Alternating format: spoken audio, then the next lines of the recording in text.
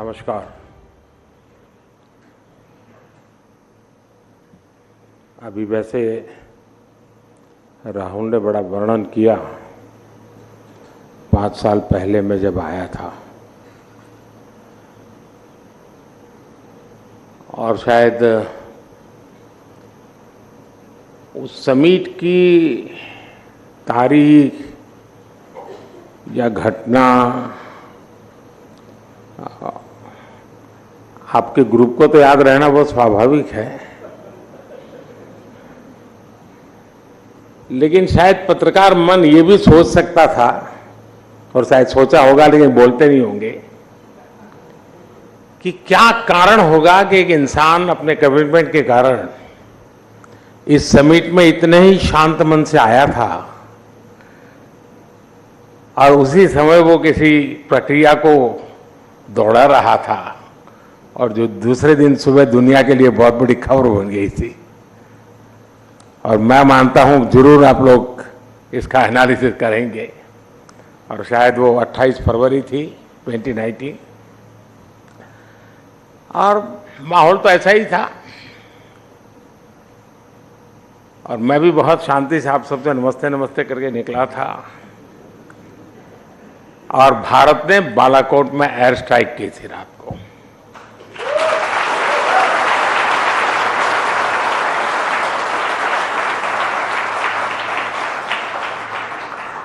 और वो एक दिन था और एक दिन आज है। और आपने देखा होगा कि आतंक के सरगना हो या विकास और शांति की चाहत रखने वाले देश हो, सब ने राइजिंग भारत अनुभव किया है।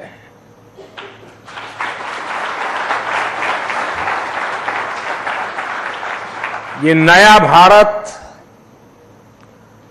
आतंक के जख्म को नहीं सहता है।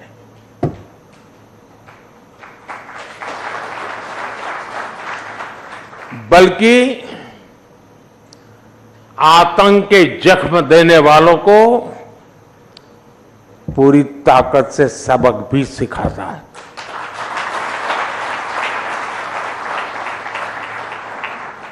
जो हमें आतंकी हमलों के जख्म देते थे, उनकी क्या हालत है ये देशवासी भी देख रहे हैं और दुनिया भी देख रही है।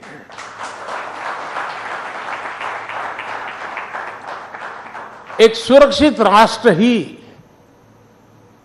एक विकसित राष्ट्र का आधार होता है, और आज यही भारत की पहचान है और यही राइजिंग भारत है। साथियों, चुनाव का मौसम है, चुनाव की सरगर्मी बिल्कुल सर पर है, तारीखों का ऐलान भी हो चुका है। आपकी समिट में भी कई लोगों ने अपने विचार रखे हैं, डिबेट का माहौल बना हुआ है, और मैं मानता हूं कि लोकतंत्र की यही खूबसूरती है। देश में भी धीरे धीरे चुनाव प्रचार जोर पकड़ रहा है। सरकार अपने 10 साल के कामकाज का रिपोर्ट कार्ड रख रही है।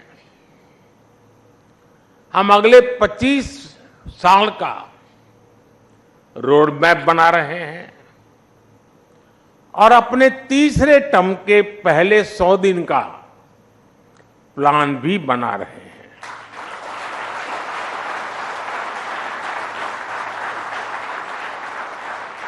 दूसरी तरफ हमारे जो विरोधी हैं वो भी नए कीर्तिमान बना रहे हैं। आज ही उन्होंने मोदी को 104वीं गाली दी है। औरंगजेब कहकर नवाजा गया है। मोदी की खोपड़ी उड़ाने का ऐलान किया गया है। इन सब पॉजिटिव नेगेटिव बातों के बीच दुनिया का सबसे बड़ा इलेक्शन जारी है। 2600 से ज्यादा पॉलिटिकल पार्टियां, करीब 97 करोड़ मतदाता, 97 करोड़ वोटर्स, करीब 2 करोड़ फर्स्ट टाइम वोटर्स लोकतंत्र के इस पर्व में हिस्सा लेने जा रहे हैं। मदर ऑफ डेमोक्रेसी के तौर पर ये हर भारतीय के लिए, यहां इस हॉल में बैठे प्रत्येक व्यक्ति के लिए और आपके टीवी के दर्शकों के लिए भी उतनी ही गर्व की बात है। साथियों, आज पूरी दुनिया 21वीं सदी को भारत की सदी कहती है। बड़ी बड़ी रेटिंग एजेंसीज, बड़े बड़े अर्थशास्त्री, बड़े बड़े जानकार राइजिंग भारत को लेकर बहुत आश्वस्त है। और इन लोगों के मन में कोई इफ नहीं है, बट नहीं है, नो इफ नो बट्स। आखिर ऐसा क्यों है? कोई सवालिया निशान नहीं, ऐसा क्यों है? ऐसा इसलिए है क्योंकि पूरी दुनिया आज ये देख रही है कि पिछले 10 साल में भारत ने कितने बड़े परिवर्तन किए हैं। आजादी के बाद से जो सिस्टम बना, जो वर्क कल्चर बना,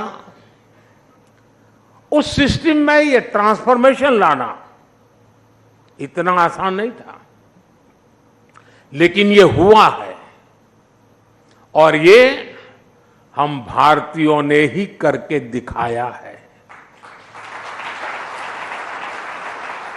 आज भारत का कॉन्फिडेंस लेवल हर भारतीय की बातों में झलकता है। आज हम विकसित भारत की बात कर रहे हैं, आज हम आत्मनिर्भर भारत की बात कर रहे हैं। और लोग चाहे विपक्ष में हो, देश के भीतर हो या देश के बाहर हो, सब भारत की उपलब्धियां देख रहे हैं। सिर्फ 10 साल में 25 करोड़ लोगों का गरीबी से बाहर निकलना, क्या ये ऐसे ही हो गया होगा क्या? सिर्फ 10 साल में भारत का 11वें नंबर से 5वें नंबर की इकोनॉमी बन जाना, क्या ऐसे ही हुआ होगा क्या? सिर्फ 10 साल में भारत का फॉरेक्स रिजर्व बढ़कर के $700 बिलियन के पार पहुंच जाना, ये क्या ऐसे ही हुआ होगा क्या? सिर्फ 10 साल में भारत का एक्सपोर्ट $700 बिलियन पार कर जाना, क्या ऐसे ही हुआ होगा? और ये तो अभी कुछ भी नहीं है, अभी तो और भी आगे जाना है।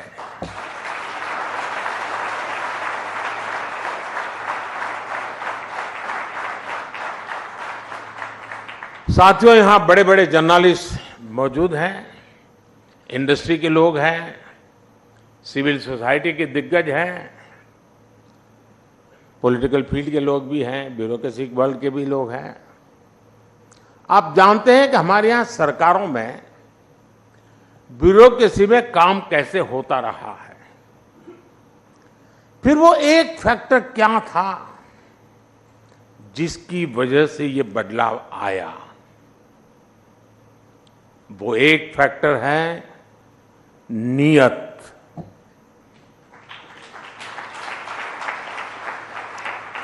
नियत सही तो काम सही।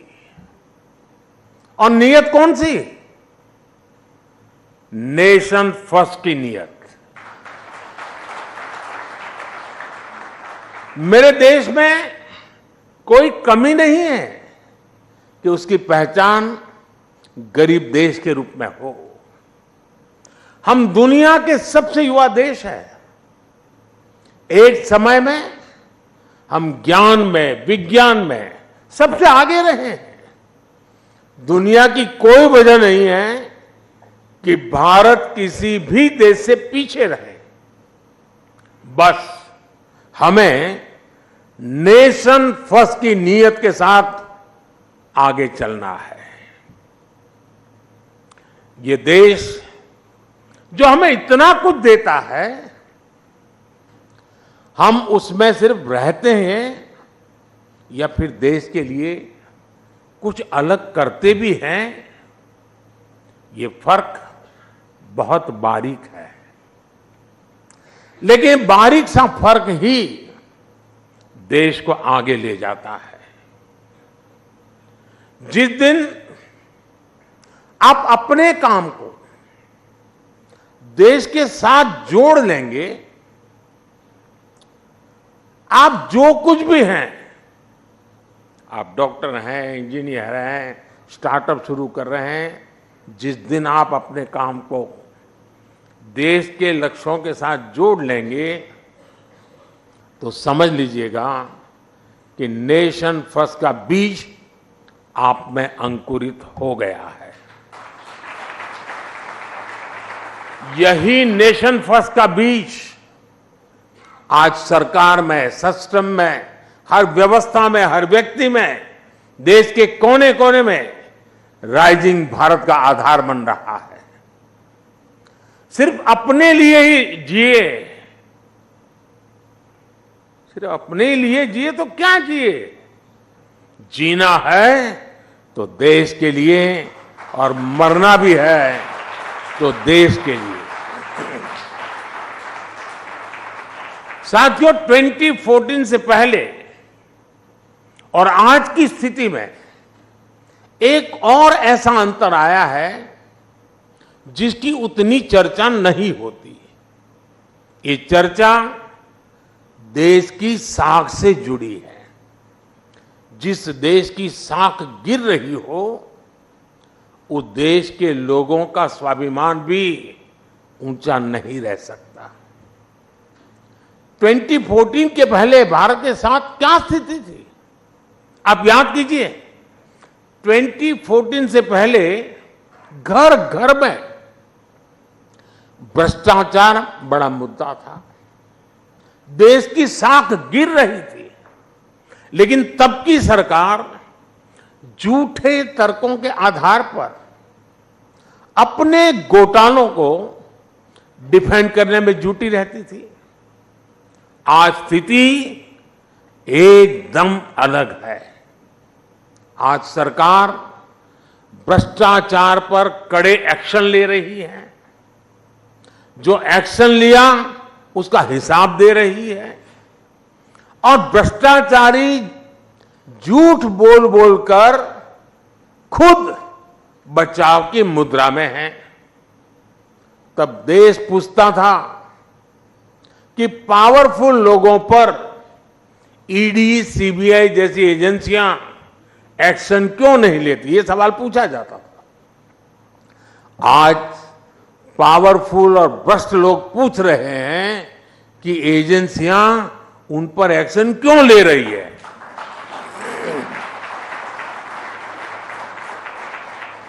ये अंतर 10 सालों में आया है। बात वही है, नीयत सही तो काम सही। करप्शन पर कार्रवाई, ये मेरा कमिटमेंट है। साथियों, हमारे देश में भ्रष्टाचार इसलिए भी अधिक था क्योंकि सरकारी दफ्तर, सर्विस सेंटर बनने के बजाय पावर सेंटर बन गए थे। हर काम के लिए देशवासियों को सरकारी दफ्तरों के चक्कर लगाने पड़ते थे। हमने सरकारी दफ्तरों को सत्ता के बजाय सेवा का केंद्र बनाया। सरकारी सेवाएं ज्यादा से ज्यादा फेसलेस हो, बिल से लेकर टैक्स जमा करने तक की अधिकतर सेवाएं ऑनलाइन हो। हमने इसका प्रयास किया। आज सरकार की ज्यादातर खरीद जैम पोर्टल के माध्यम से होती है। आज सरकार के टेंडर ऑनलाइन होते हैं। आप याद करिए, 2G जैसी सामान्य सुविधा के लिए पहले की सरकार में कितना बड़ा भ्रष्टाचार हुआ। अगर उस दौर में 5G आता तो पता नहीं ये क्या क्या करते। साथियों, पहले के समय में भ्रष्टाचारी बहुत दिमागी तिकड़म लगाते थे। हमारी सरकार ऐसे भ्रष्टाचारियों का इलाज टेक्नोलॉजी से भी कर रही है। आज भ्रष्टाचारियों की धरपकड़ आसान हुई है। आज मनी ट्रेल को छुपाना और कैश को छुपाना दोनों मुश्किल होते जा रहे हैं। और इसलिए कभी किसी सरकारी बाबू के घर से, बिस्तर से, दीवारों से नोटों की गड्डियां निकलती हैं। कभी किसी कांग्रेस के सांसद के घर से सैकड़ों करोड़ के नोटों के ढेर निकलते हैं। कभी किसी टीएमसी के मंत्री के घर से नोटों के ढेर निकलते हैं। इसलिए चारों तरफ बौखलाहट नजर आती है, बिलबिलाए हुए हैं। और ये सब होता क्यों है? बात वही है, नीयत सही तो काम सही। साथियों, आप में से जो सीनियर है उन्होंने वो दिन भी देखे हैं जब देश के एक प्रधानमंत्री ने कहा था कि दिल्ली से 1 रुपया भेजता हूं तो सिर्फ 15 पैसा गरीब गांव के गरीब तक पहुंचता है। यानी सरकारी खजाने से पैसा निकल रहा था, लेकिन वो किसी और की जेब में जा रहा था। ये ऐसा भ्रष्टाचार था जो सीधे सामान्य जन को प्रभावित करता था। मनरेगा का पैसा सरकारी खजाने से निकलता था, लेकिन मजदूर को मजदूरी नहीं मिलती थी। गैस की सब्सिडी किसी और के खाते में पहुंच जाती थी। अपनी स्कॉलरशिप पाने के लिए भी रिश्वत खिलानी पड़ती थी। 10 साल पहले तक जो सरकार में थे उनको ये सूट करता था, उनकी राजनीति को ही सूट करता था।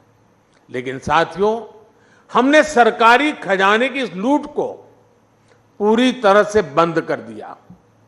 हमने जनधन, आधार और मोबाइल की त्रिशक्ति बनाई।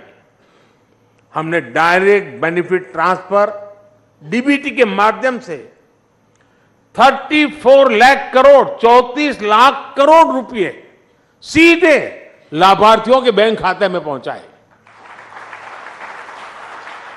अगर पहले वाला हाल होता और 1 रुपया और 15 पैसा वाली थियरी होती तो 27-28 लाख करोड़ रुपए गरीबों तक कभी पहुंचते ही नहीं, कहीं और चले जाते। 27-28 लाख करोड़ अलग अलग योजनाओं के करीब 10 करोड़ फर्जी लाभार्थी, वो लोग जिनका कभी जन्म नहीं हुआ था लेकिन कागजों पर वो जिंदा थे, योजनाओं के हकदार बन गए थे। हमने ऐसे 10 करोड़ फर्जी नाम हटाए हैं।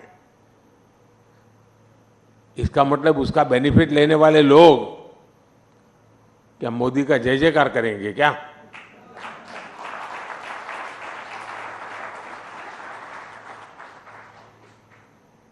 आप हैरान हो जाएंगे, 4 करोड़ फर्जी राशन कार्ड, उसको हमने हटाया। आप कल्पना कीजिए ये कितना बड़ा घोटाला था, गरीबों का कितना बड़ा हक मारा जा रहा था। आज इस हॉल में बैठे हर व्यक्ति को उस गरीब का चेहरा याद करना चाहिए जिसे राशन की जरूरत थी, जिसे राशन मिलना चाहिए था, लेकिन मिल नहीं रहा था। वो गरीब सरकार को कोसता था, अपनी किस्मत को कोसता था। आज हमारी सरकार में उसी गरीब को one nation one ration card मिला है। आज हमारी सरकार उसी गरीब को उसके खाते का पूरा राशन मुफ्त दे रहा है। आज वो गरीब जब मुझे आशीर्वाद देता है तो विपक्ष के मन में गालियां फूटती हैं। मेरे लिए भी गालियां, वो गरीब मुझे आशीर्वाद देता है इसलिए उस गरीब को भी गालियां, लेकिन गालियों से कोई फर्क नहीं पड़ेगा। देश ने तो मन बना ही लिया है। फिर एक बार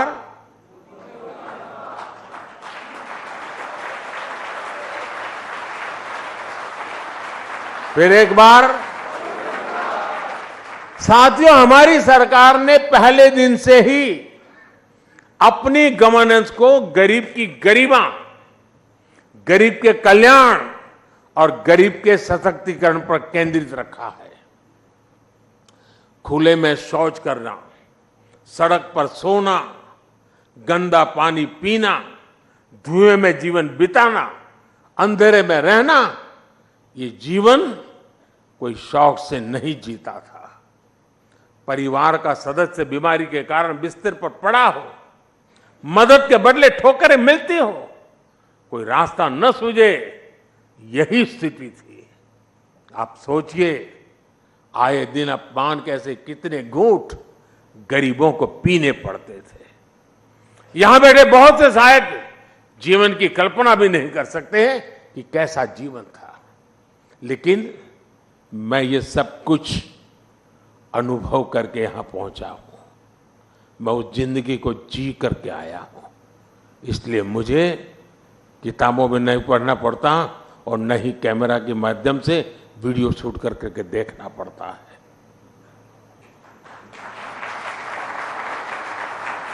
और इसलिए हमारी सरकार की जितनी भी फ्लैगशिप योजना है, उनमें आपको गरीब के, सामान्य जन के इस दुख दर्द का भी इलाज मिलेगा। जिसको किसी ने नहीं पूछा, उसको मोदी ने पूजा है। साथियों, आप में से बहुत लोगों को पता नहीं होगा कि एक बैंक खाता खोलने के लिए भी गरीब से गारंटी मांगी जाती थी। लोन की बात तो छोड़ दीजिए, देश के एक बड़ी आबादी जो भूमिहीन थी, उसे भी ऐसे ही छोड़ दिया गया था। 80% से अधिक किसान जिनके पास 2 एकड़ भी जमीन नहीं थी, उन्हें भी अपने नसीब पर छोड़ दिया गया था। करोड़ों नौजवानों के लिए बैंक के दरवाजे बंद थे, क्योंकि उनके पास भी गारंटी नहीं थी। जिनके पास किसी को देने के लिए कोई गारंटी नहीं, उनकी गारंटी मोदी ने ले ली। इसी भावना ने मुद्रा योजना को जन्म दिया। इसके तहत लगभग 30 लाख करोड़ रुपए, 30 लाख करोड़ रुपए हमने बिना गारंटी गरीब युवाओं को दिए हैं। इसी भावना ने सेल्फ हेल्प ग्रुप के अभियान को गति दी, जिससे आज 10 करोड़ बहनें जुड़ी हैं। इसी भावना ने रेहड़ी ठेले फुटपाथ पर काम करने वालों के लिए पीएम स्वनिधि योजना को जन्म लिया।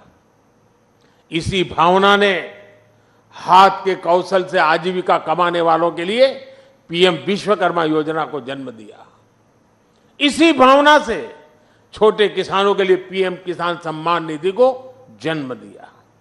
इसके तहत उन्हें करीब 3 लाख करोड़ रुपए मिले हैं।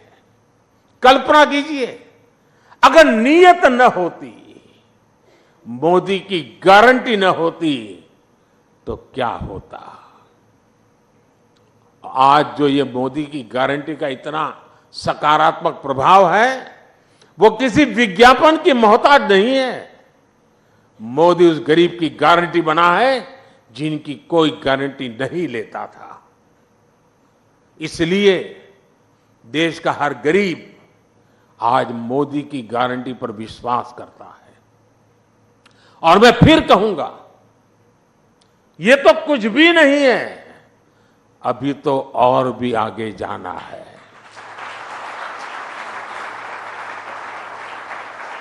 साथियों, हमारे देश में लंबे समय तक राजनीतिक उपेक्षा का बहुत बड़ा शिकार देश का मिडिल क्लास भी रहा है। आप में से ज्यादातर मेरी बात से कोरिलेट कर पाएंगे। मिडिल क्लास का मतलब है वो वर्ग जो कठिनाइयों से लड़कर आगे तो आ गया, लेकिन उसके आगे सपनों और आकांक्षाओं का एक विशाल संसार होता है। लेकिन मिडिल क्लास के सामने पहले चुनौतियां भी कम नहीं थी। टैक्स का जंजाल, बच्चों की पढ़ाई का दायित्व, उन्हें अपने से बेहतर बनाने का तनाव, हर छोटे बड़े काम के लिए सरकारी दफ्तरों के चक्कर, महंगे लोन का बोझ, एक तरह से पहले जीवन के हर दायरे में समस्याएं ही समस्या थी। ऐसे में मिडिल क्लास का जीवन 3 जरूरतों के इर्द गिर्द सिमट जाता था। एक, अपना घर बनाना, दूसरा, बच्चों की शादी हो जाए, और तीसरा, बच्चों को कहीं नौकरी मिल जाए। उसका जीवन बस इसी आधार पर सिमट जाता था। पिछले 10 वर्षों में हमने मिडिल क्लास को मुसीबतों में बांधने वाली हर बेड़ी को तोड़ दिया है। पहले 2 लाख की इनकम पर टैक्स लग जाता था, अब 7 लाख की इनकम भी टैक्स फ्री है। जीएसटी की वजह से लोगों के करीब साल भर में 45,000 करोड़ रुपया बचे हैं। बीते 10 वर्षों में होम लोन पर इंटरेस्ट रेट भी कम हुए हैं, पर्सनल लोन के इंटरेस्ट रेट भी कम हुए हैं। पीएम सुकन्या समृद्धि जैसी योजनाओं का लाभ सबसे ज्यादा मध्यम वर्ग को मिल रहा है। साथियों, मध्यम वर्ग का एक बहुत बड़ा सपना होता है बच्चे की अच्छी पढ़ाई।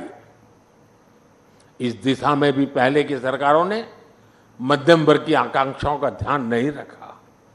आज हमारी सरकार देश में तेजी के साथ एजुकेशन इंस्टीट्यूट खोल रही है।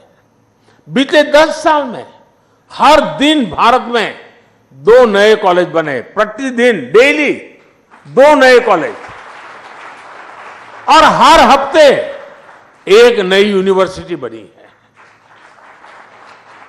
देश में रिकॉर्ड संख्या में नए आईआईटी, आईआईएम्स और मेडिकल कॉलेज खुले हैं।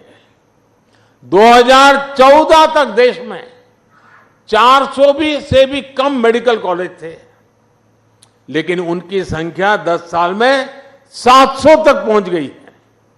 2014 में पूरे देश में सिर्फ 50,000 एमबीबीएस सीट थी। आज देश में एमबीबीएस सीटों की संख्या बढ़कर 1 लाख से ज्यादा हो गई है। मेडिकल में पीजी की सीटें भी 2 गुनी से ज्यादा हो चुकी है। सरकार ने स्थानीय भाषा में मेडिकल और इंजीनियरिंग की पढ़ाई का जो निर्णय लिया है, उसका भी फायदा मध्यम वर्ग के बच्चों को मिला है। हमारे मिडिल क्लास परिवारों के हजारों करोड़ रुपए अपने बच्चों को बाहर किसी देश में पढ़ाने में खर्च हो जाते थे। ये पैसे बचे, इस दिशा में भी हमारी सरकार काम कर रही है। आज दुनिया के एक से बढ़कर एक विश्वविद्यालय यहां भारत आकर अपना अपना कैंपस खोलना शुरू किया है। फॉरेन यूनिवर्सिटीज की मदद के लिए सरकार ने नियमों में भी बदलाव किया है।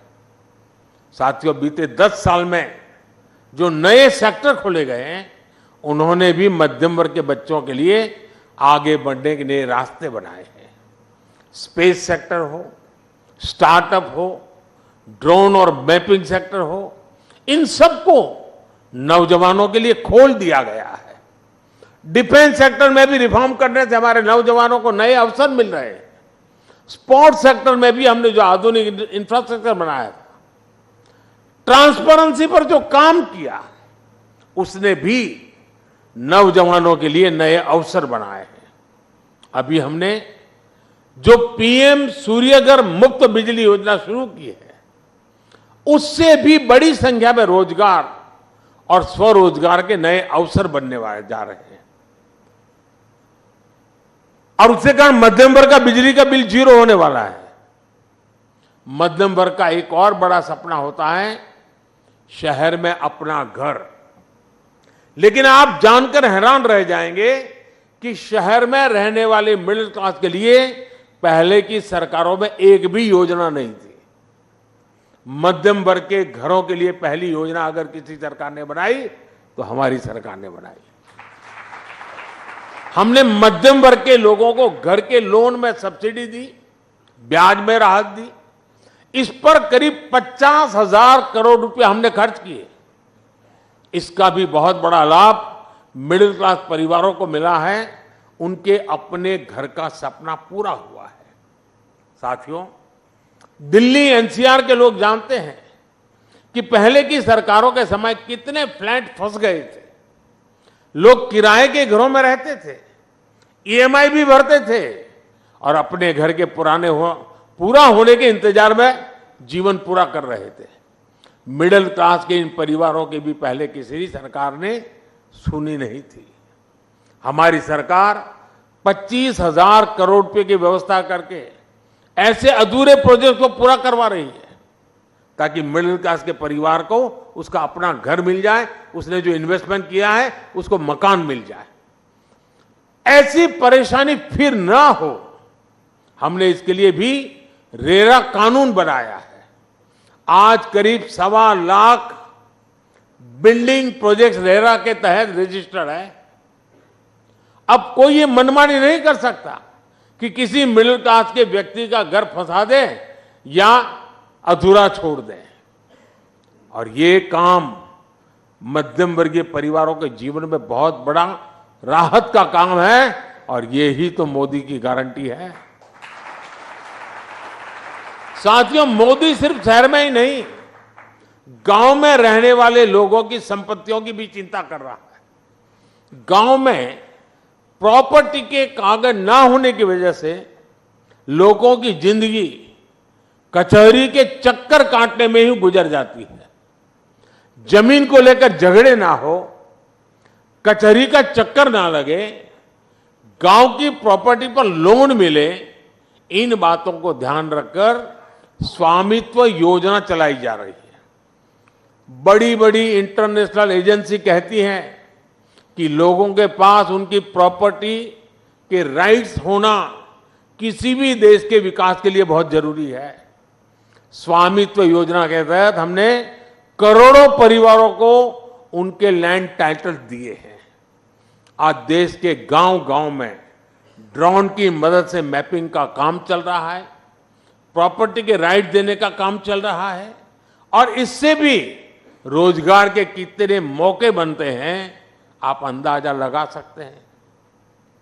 साथियों, 2014 तक पूरी दुनिया भारत को एक ओवरलोडेड फ्लाइट के एडिशनल वेट की तरह देखती थी, लेकिन आज भारत वो पैसेंजर बन चुका है जिसके बिना ग्लोबल फ्लाइट उड़ान भरने की सोच भी नहीं सकती।